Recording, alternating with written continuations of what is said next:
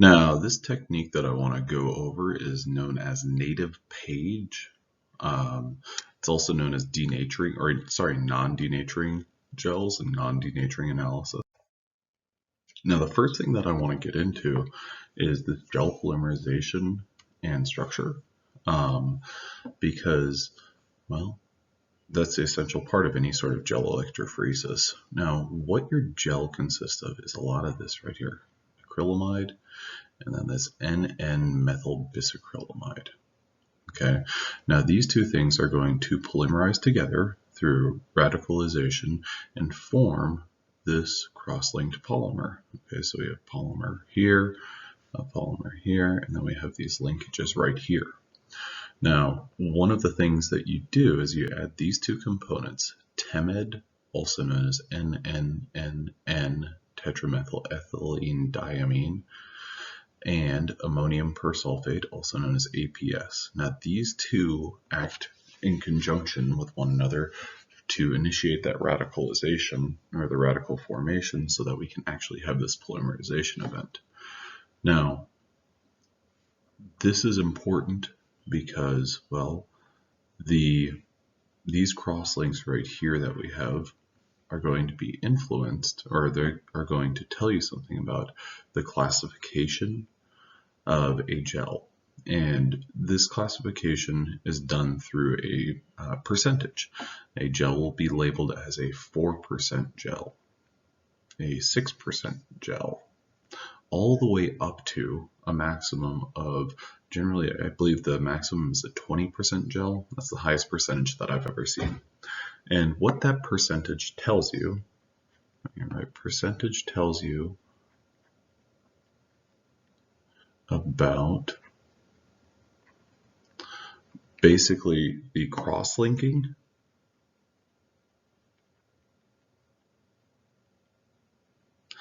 It also tells you about the size of proteins that this gel is effective for separating.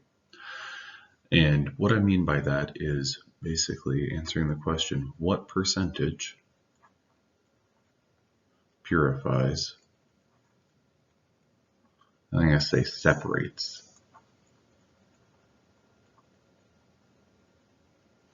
what protein?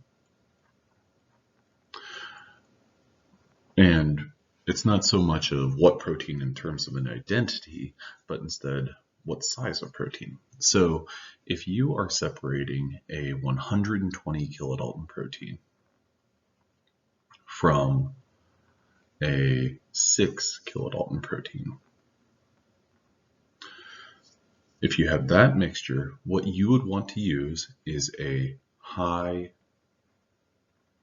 percentage gel, because you will get clear resolution and clear separation between that 120 kilodalton protein and that 6 kilodalton protein. Now, if you are separating a 120 kilodalton protein from a 119 kilodalton protein, that's a DKDA, you would want to use a low percentage gel, something like a 4% or a 6%. I would say more times than not, the most common percentage that you'll find is about a 10 or a 12% gel. And so that's basically what you need to worry about and be concerned with respect to percentage of different protein gels. Now, what I have not gotten into is the name, native page. I'm up at the top of the screen here, and what I'd like to do is explain what this is. PAGE stands for polyacrylamide gel electrophoresis. So this right here, that's our polyacrylamide. So we have this vast network or vast matrix of this polymer that has been assembled, and so that's basically what we put together in terms of our gel itself. Okay. Now, native, the other part of it, native is, these are also known as non-denaturing gels. Now, this is a unique technique because it allows for electrophoresis or separation of proteins in their folded state. So in there, think about this as our 3D or our tertiary quaternary structure of a protein. Now, what's going to happen in this is an electric field is applied to a gel, and what that basically does is it sends proteins from a negative end to a positive end down here. It's going to send proteins from this position right here, and what they are going to do is they are going to migrate towards that positive end. Now, the migration of our protein through our gel matrix is dependent on the shape of our protein, so the tertiary quaternary structure, as well as our charge to mass ratio. So if we have a protein with a large number of negative charges, well, that's going to be drawn towards that positive end. If we have a protein with a small number of negative charges, or even basically positive charges, that protein's not going to migrate very far. So we've got kind of two things to balance here. The shape of the protein as well as the charge to mass ratio. Now the shape of the protein is relevant because if you have, if you look at the primary structure of a protein, you can identify positive and negative charged residues. But if you have a positively charged residue, and I'm going to go ahead and draw, here's my polypeptide, here's a positive charge looped in there, and then here. And keep thinking about this as in 3 dimensions. My surface, I'm going to use my highlighter tool to basically just draw around my surface exposed residues. And I know that this is a 2-dimensional image, and I'm wanting you to see 3 dimensions there. Imagine that this is a sphere. That positive charge that I showed a moment ago in the middle, well, that guy is packed in the, it's kind of it's the core of the protein. So that positively charged residue is in surface exposed. And so even though it's present, well, is that going to have much of an or is it going to be impacted by the environment? Is it going to be migrating through, or is it going to be influenced by that electric field? No, it's not, because it's not exposed to the environment. It's kind of concealed by all the protein surrounding it. So what does this process consist of? You have a protein extract, and I'm going to show this here, this SDS page and native page, because I want you to see the comparison. But what you're going to do is you're going to apply this native sample buffer. Now this buffer is fairly simple. This buffer consists of glycerol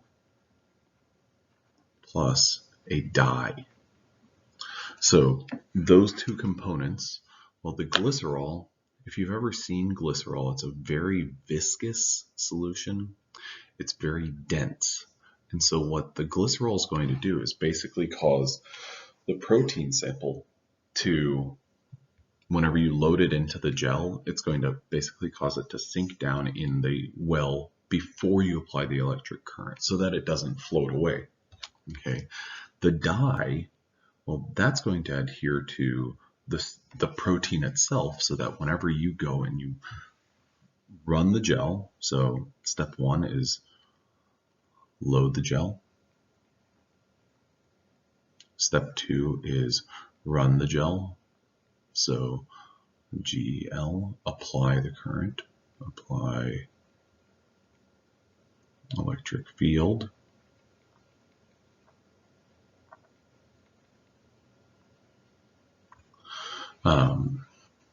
Three, what you're going to do is you're going to add a stain solution.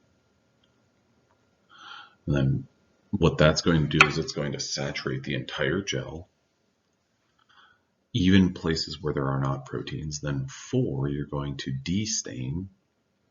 And so what you're going to be doing with that destain solution is basically removing the stain that doesn't have any proteins there. So this dye right here will allow you, as you are running this gel, to track the progress through the gel.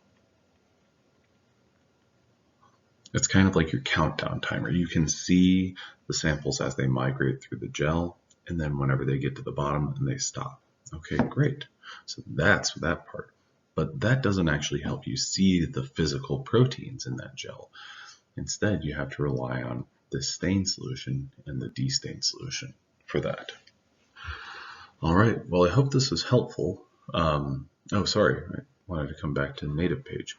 This native page, one of the things that I'd like you to contrast this with is, and I'm going to come back to this whenever I talk about SDS page in another lecture, but these bands, notice how they're very sharp. They're nice and clean in this SDS page. By comparison, this native page, these proteins, they're not particularly sharp, and they're kind of big smears all over the place. All right, well, stay tuned. I'm going to talk about that whenever I go through SDS page after a little bit. Thank you very much.